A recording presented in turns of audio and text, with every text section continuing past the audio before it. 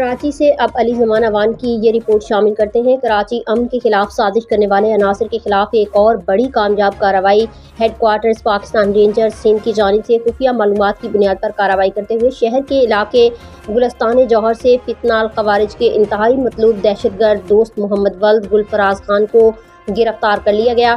ترجمان رینجرز کے مطابق گرفتار ملزم کا تعلق باجوڑ سے ہے اور وہ نومبر 2020 میں اپنے دیگر دہشت گرد ساتھیوں کے ہمراہ خیبر پختونخوا کے علاقے نواگئی میں اسسٹنٹ کمشنر پر فائرنگ اور سرکاری مشینری کو نظر آتش کرنے کے واقعے میں ملوث رہا ہے۔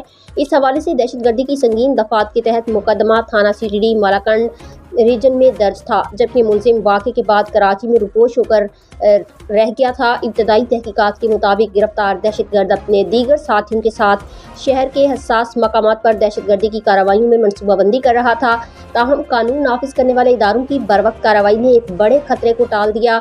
رینجرز حکام کے مطابق ملزم کے دیگر ساتھیوں کی گرفتاری کے لیے چھاپے مارے جا رہے ہیں، جبکہ گرفتار ملزم کو مزید قانونی کارروائی کے لیے CTD پولیس خیبر پختونخوا کے حوالے کر دیا گیا۔ پاکستان رینجرز سندھ نے شہریوں سے اپیل کی ہے کہ جرائم اور مشکوک سرگرمیوں کی اطلاع فوری طور پر قریبی rangers check post help line 1101 یا مددگار واٹس ایپ نمبر پر دیں۔